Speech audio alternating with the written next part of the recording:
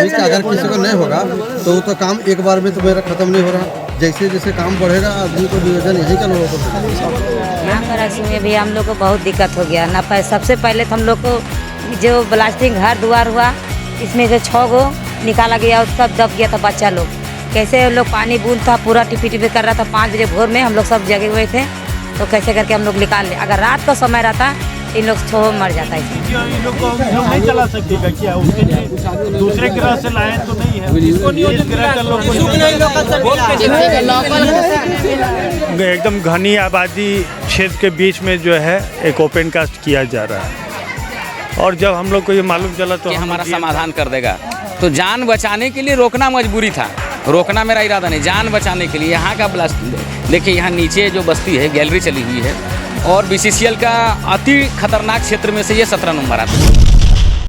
जोहार, नमस्कार। आप देख रहे हैं खबर आंदोलन और अभी हम लोग हैं STG आउटसोर्सिंग गोपाली चक पेज 2 और यहाँ पर आप देख रहे हैं चारों तरफ भीड़ लगी हुई है और यहाँ पर आज काम बंदी है। और बंदी करने वालों में यहाँ पर 3 मुखिया हैं और यहाँ पर जो पूर्व प्रमुख भानु प्रताप चौधरी जी हैं उनकी अगुवाई में आज यहाँ पर STG को बंदी किया गया है। यहाँ पर सामने आपको देख रहे हैं बहुत से खाने पीने की व्यवस्था की गई है। मतलब देखा जाए तो लंबा ये बैठक चलेगा और लंबा बंदी चलेगा। जहाँ तक यहाँ पर जो ग्रामीण भी सम्मिलित हैं, बहुत सारे महिलाएँ और बच्चे भी साथ साथ हैं और बहुत से मुखिया, जो 3 मुखिया हैं। और हम बारी बारी से बात करेंगे उन लोग किन मांगों को लेकर यहाँ पर आज बंदी करने वाले हैं। क्योंकि जब भी कोई आउटसोर्सिंग कंपनियाँ जब भी कहीं आती है तो उसके बाद राजनीतिक दल हो या फिर ग्रामीण हो, हमेशा एक विरोध का सामना करना पड़ता है, कोई भी STG या फिर कोई भी आउटसोर्सिंग कंपनी को। और यहीं पर एक विरोध का सामना करना पड़ा है कि स्थानीय पूर्व प्रमुख जो थे और 3 मुखिया के द्वारा और कुछ ग्रामीणों के द्वारा यहाँ पर। तो अभी किस मांगों को लेकर बंदी किया गया, हम यहाँ पर पूर्व प्रमुख और मुखिया और कुछ ग्रामीणों से बात करेंगे और उनकी क्या मांगे हैं हम उन्हीं से बात करते हैं। भानुदा है और भानुदा के अगुवाई में यहाँ पर STG गोपाली चक पेज 2 का आउटसोर्सिंग बंद है और किन कारणों से बंद है और किन किन मांगों को लेकर आज आए हैं दादा, इन्हीं से पूछ। दादा सबसे पहले जोहार करते हैं। दादा जी, आपको भी जोहार, बहुत बहुत धन्यवाद। आप लोग जो है जन समूह को लेकर के जो आंदोलन हो रहा है उसका कवरेज के लिए यहाँ पर आए हैं। दादा की जरूरत पड़ गई कि आज यहाँ करा बंदी करे पे आएगा नहीं तो नहीं? एकदम घनी आबादी क्षेत्र के बीच में जो है एक ओपन कास्ट किया जा रहा है। और जब हम लोग को ये मालूम चला तो हम लोग GM साहब से बात भी किए कि भाई घनी आबादी क्षेत्र के बीच में आप इस तरह का काम कर रहे हैं जिसका जो है यहाँ प्रतिकूल प्रभाव पड़ेगा। कुछ घटनाएं भी यहाँ हुई, उसके संज्ञान भी उनको दिए। तो BCCL के GM साहब के द्वारा कहा गया था ठीक है हम लोग वहाँ ग्राम सभा करेंगे, उनको वहाँ से विस्थापित और पुनर्वासित करेंगे। लेकिन इस तरह का कोई भी पहल जो है अभी तक GM साहब के द्वारा किया नहीं गया। बार बार पत्राचार करने के बाद भी BCCL प्रबंधक इस पर कोई पहल नहीं कर रही। इसलिए यहाँ की जनता जो है विवश हो गई है चक्का जाम करने के लिए और वहीं जनता के चक्का जाम कार्यक्रम का समर्थन सहयोग करने के लिए उनके बीच में। दादा सबसे पहले अभी कुछ दिन पहले आप कांग्रेस पार्टी में शामिल हुए हैं और कांग्रेस पार्टी में शामिल होने के बाद आपका आंदोलन कुछ ज़्यादा राजनीतिक हलचल आपको देखने को मिल रहा है। क्या ये राजनीतिक बंदी है या फिर यहाँ पर ग्रामीणों के साथ में आप लोग आए हैं? नहीं, ये पार्टी ज्वाइन करना नहीं है, शुरुआत से ही सामाजिक मुद्दों पर रहे हैं और ये कोई राजनीतिक बात नहीं है, ये सीधे सीधे सामाजिक बात है। आप जो समूह भी लोगों को देख भी रहे, सभी स्थानीय लोग हैं जो अगल बगल रहते हैं। इन लोगों का मुद्दा है, इन लोग भी बहुत समय तक हम लोग से उम्मीद कर रहे थे कि यहाँ पर ग्राम सभा होगा, इन लोगों का यहाँ से विस्थापन करेगा, पुनर्वासित करेगा। बगल में खटाल है, इन लोग का भी खटाल में जो जोरिया का पानी जा रहा था उसको भी रोक दिया गया। रोक देने से दोनों ओर जाम कर देने, दोनों ओर समस्या है।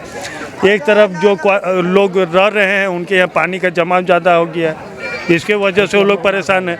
दूसरा खटाल वालों को पानी चाहिए जोरिया का, उनको पानी नहीं मिल पा रहा है। तो अगल बगल काफ़ी समस्या है। इनका हैवी ब्लास्टिंग की वजह से एक निशा देवी का घर भी जो है टूट के गिर गया, वो जख्मी हैं। यहाँ के आसपास के लोग शहीद निर्मल महतो मेडिकल कॉलेज हॉस्पिटल में एडमिट कराया।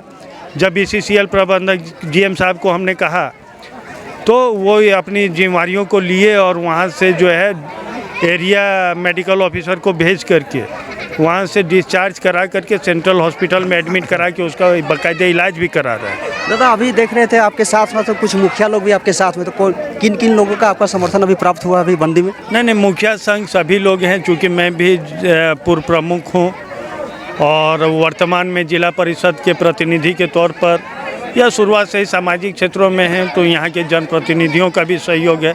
आम जनता के लिए तो संघर्ष हो ही रहा है। हर एक तबका का लोग इस आंदोलन का समर्थन कर रहे हैं। दादा इससे पहले भी देखा गया है आप 2-3 बार यहाँ पर बंदी कर चुके हैं कुछ, तो इस आज क्या कुछ मतलब कुछ लिखित में कुछ आवेदन दिए, कुछ मांग दिए आप कुछ? जी बिल्कुल मांग दिए हैं। जो समस्या हम आप लोगों को बताएं कि घनी आबादी के बीच में है, आपके परियोजना से जो है लोग बुरी तरह से प्रभावित हो रहे हैं, इसका ख्याल रखा जाए। अगर आप लोगों को कहीं विस्थापित करना है तो विस्थापित करें, अन्यथा यह जो कार्य हो रहा है ये खतरनाक हो रहा है। ये कार्य करने का स्थिति नहीं है।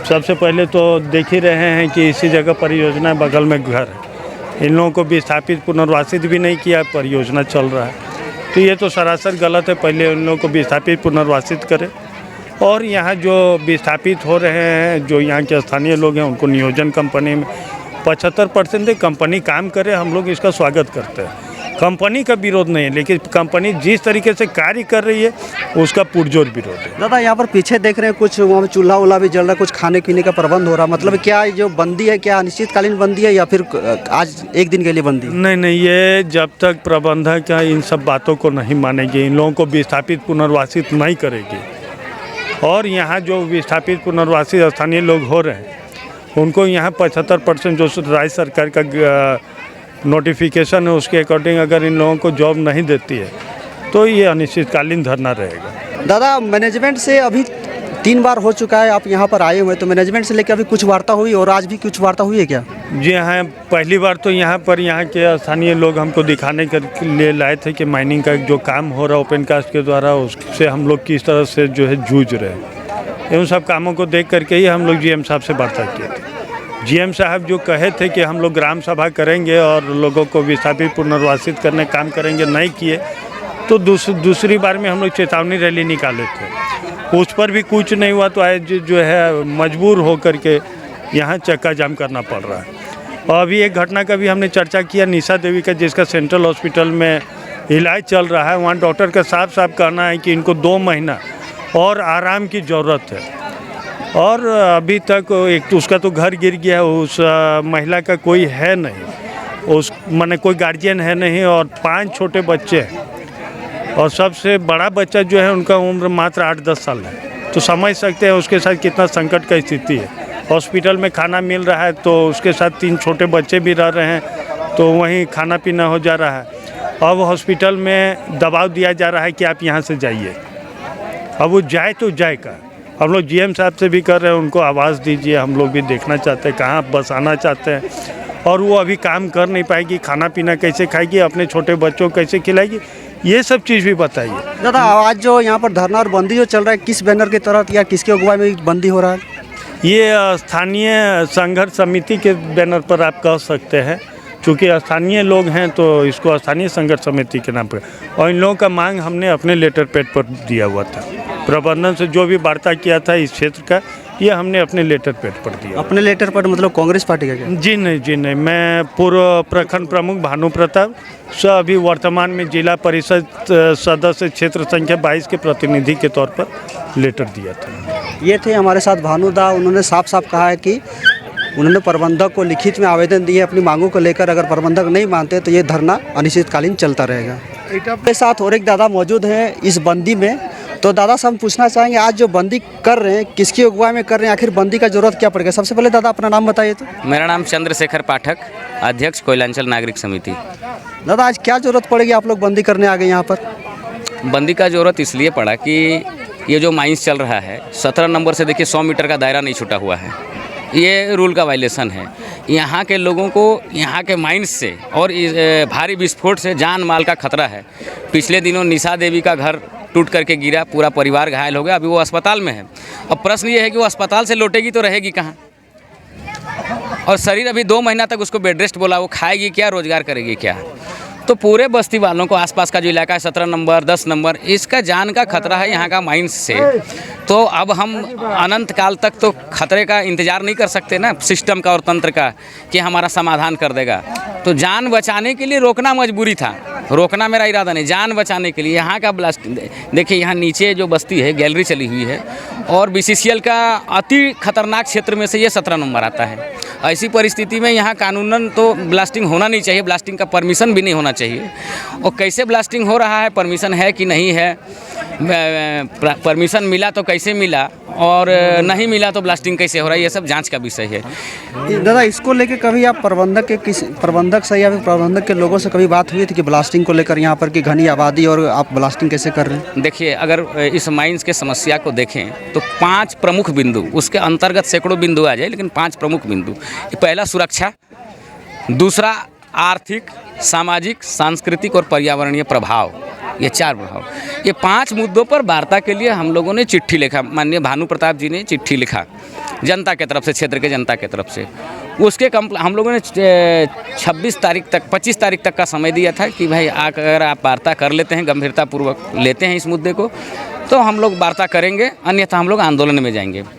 तो 26 से पहले ही 25 को एक चिट्ठी यहाँ आउटसोर्सिंग प्रबंधक हरिहर चौहान की तरफ से गया। उसने कहा कि नहीं भाई, हमारे जो महाप्रबंधक हैं उनका कुछ आपात स्थिति हुआ है जिसके कारण वो वार्ता नहीं कर पाएँ, 6 तारीख को वार्ता करेंगे, जिसमें बीसीसीएल अधिकारी भी मौजूद रहेंगे। 6 तारीख का समय सीमा समाप्त हो गया, किसी तरह का कोई पहल नहीं हुआ, बाध्य होकर हम लोग आज 7 तारीख को ये बंदी कर रहे हैं। दादा, यहाँ पर मैनेजमेंट का साफ कहना है कि इस तरह के बंदी को मैनेजमेंट के सामने बहुत होते आते हैं, खास करके राजनीतिक दल या फिर कोई अगुवाई जो करते हैं वो कंपनी के साथ साठगांठ कर लेते हैं और आम जनता ठगा महसूस करते हैं। इससे पहले भी यहाँ पर एक बंदी हुआ करता था एक पर्यावरण बचाव समिति को लेकर, वो पर्यावरण बचाव समिति लेकर पेड़ों को लेकर तो बंदी जब तक हवा हल्ला कुछ दिन हुआ उसके बाद फिर ठंडा हो गया। आपकी क्या गारंटी कि आगे आप सही लड़ाई लड़ेंगे कि आप भी साठगांठ प्रबंधक से करके बैक हो जाएंगे? सही बात आपने कहा कि कोयलांचल में अगर आउटसोर्सिंग या ट्रांसपोर्टिंग के खिलाफ कोई आंदोलन होता है तो सीधा लोग मतलब लगाते हैं कि 10-5 नियोजन, ताकि नियोजन लेके बेच दिया जाए, या फिर मोटा पैकेज। यही लोगों ने अंदाज़ा लगाया। तो जौ के साथ घुन पिसता है, तो 100 अगर बेईमान और एक ईमानदार आ जाए तो वहाँ उस ईमानदार को भी बेईमान ही समझा जाता है। हम एक बात कहना चाहेंगे कि यहाँ पर हमारा मांग कोई पैकेज या रोजगार नहीं। हमने क्या कहा कि 5 मुद्दा है: सुरक्षा, सामाजिक प्रभाव, सांस्कृतिक प्रभाव, पर्यावरणीय प्रभाव और आर्थिक प्रभाव। ये 5 मुद्दा है। 5 मुद्दा जो है जुड़ा हुआ है यहाँ का पुनर्वासन और पुनर्व्यवस्थापन से। देखिए, 2007 में कानून बनी थी, राष्ट्रीय RR policy, national RR policy 2007, और उसके बाद एक 2013 में कानून बन गई भू अर्जन, पुनर्वास, पुनर्व्यवस्थापन में उचित प्रतिकर में पारदर्शिता अधिनियम 2013।